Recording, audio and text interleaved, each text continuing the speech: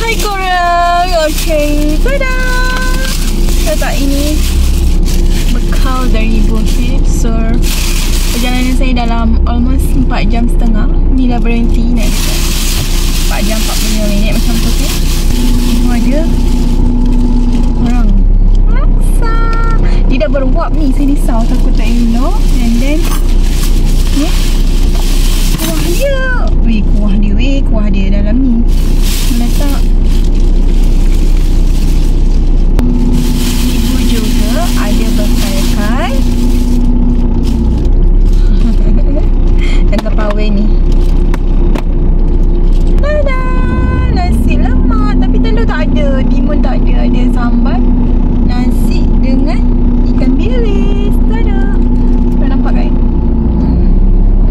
Okay, so saya rasa saya macam nak makan laksa dulu. Tak tahu nasi lemak ni maybe sampai rumah kot baru makan. Okay guys, kita ke laksa. Banyak weh aku tak tahu lah.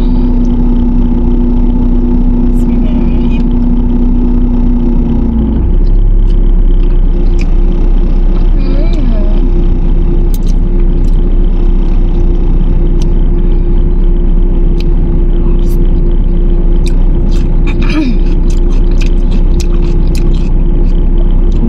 Bagi mangkuk terlampau kecil.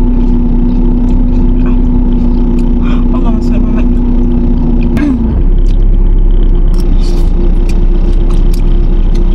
Nampak lah ada anjing kat luar. Takut nak turun.